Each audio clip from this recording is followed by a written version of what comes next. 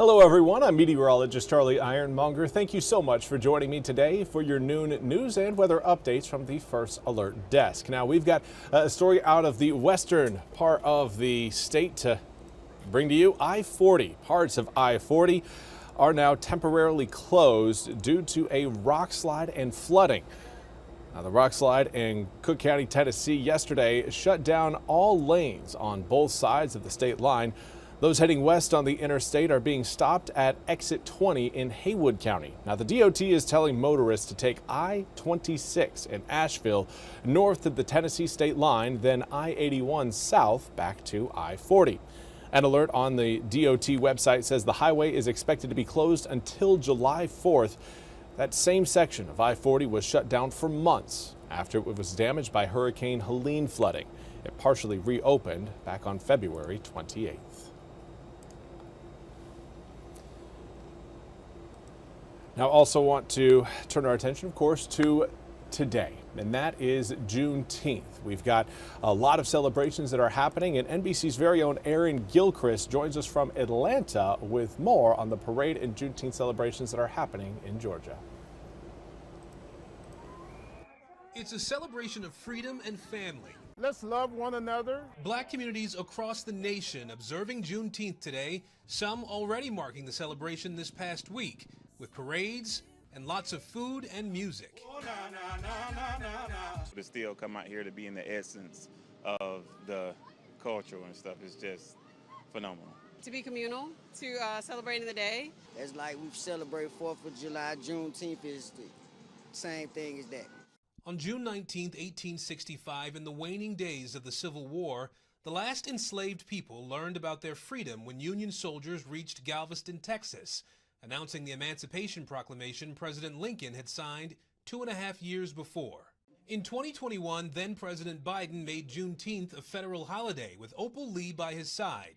The now 98-year-old activist spent decades working to make Juneteenth a national observance. It is a community and a family type of holiday. Harvard professor Annette Gordon-Reed wrote the book on Juneteenth. How do you encourage people to celebrate the holiday? To use it as a day for young people to think about their family history and maybe interview older members of their family and sort of keep the chain together. With major American companies following the Trump administration's lead and rolling back diversity, equity, and inclusion efforts, some Juneteenth events this year had to press on without big backers. But this is a holiday that we can celebrate on our own, and we should continue whether we're sponsored or not. The organizer of Atlanta's Juneteenth Parade and Music Festival says that hurdle is not a roadblock. This event stands on freedom. Freedom for everyone, everywhere, all the time. Love that. This event stands on freedom. Well, as far as what we've got coming up weather-wise today, it's looking sunny outside right now. Unfortunately, that sunshine is leading to temperatures that are feeling like we're in the triple digits already. Right now, let's take a live look outside through our Pirate Cam. 90 degrees currently, but it feels like 102.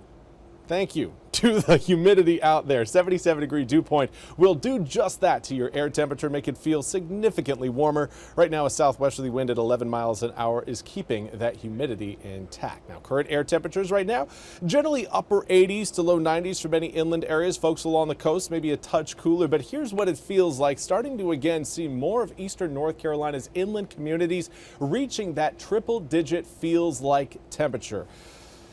And it's only going to get warmer as we head through the next couple hours. Hottest time of the day, usually around 3-4 p.m. And that's when we will likely end up seeing the warmest temperature of today, right around 93, 94 degrees. Now, a south-southwesterly wind will again keep that humidity high, but it's the showers and storms later on tonight that have our attention.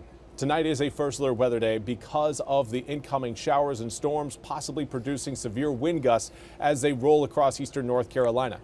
It looks like that threat is really going to be focused in the even late evening sounds a little bit too late in the day. Really, 7, 8, 9 p.m. is around the earliest those showers and storms will arrive, but they will keep going across eastern North Carolina, not just through 10 and 11 p.m. at night tonight, but into the very early hours of your Friday morning. Right now, that frontal boundary stretching across parts of Mississippi, Alabama, and moving into Georgia, and even the western half of our state, starting to see some rain showers out of that boundary. Now, we do have one severe thunderstorm warning right along the Mississippi River between Arkansas and Mississippi there. That is the first severe thunderstorm warning we have seen out of this frontal boundary so far today. It will not be the last. Now, the hope is that most of the severe weather potential stays focused up to our north. Today, the greatest potential for severe weather is going to be right around the Chesapeake Bay area, extending all the way into D.C. and possibly as far north as Philadelphia.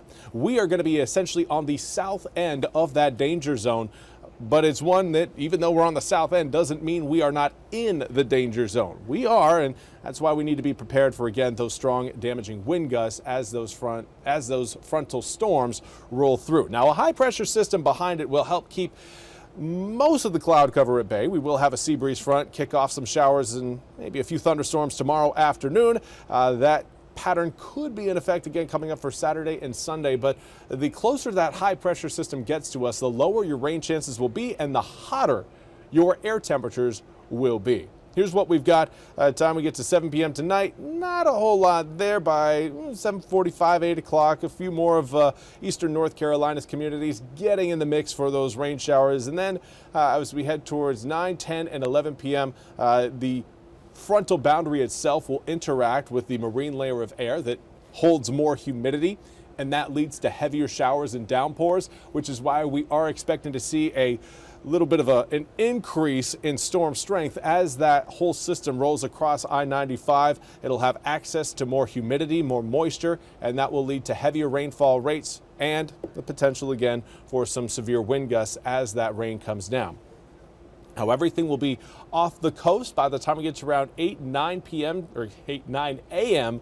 tomorrow. There will certainly be some cloud cover, though. That is going to stick with us for, I would say, the first half of your Friday. Second half, seeing certainly more sunshine, but the more sun we get, the hotter we get. The hotter we get, the better chance we have of yet again developing some afternoon showers and storm. That's the forecast coming up again for your Friday. The good news is we won't see severe storms coming in on Friday, just your run-of-the-mill garden variety summer showers that tend to pop up when things just get too hot and too humid. Speaking of too hot and too humid, Sunday, Monday, and Tuesday of next week, all highlighted in red because of that heat and humidity. We'll feel like we're in the triple digits, possibly getting all the way up to a feels-like temperature of 110 degrees on Monday and Tuesday.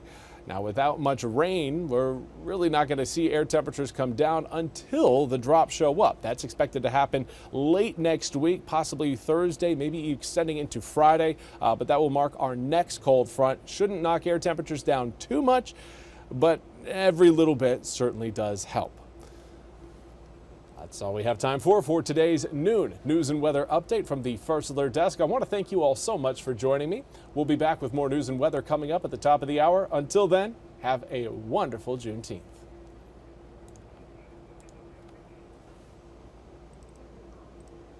This hour of the WITN First Alert Desk is sponsored by Supreme Choice.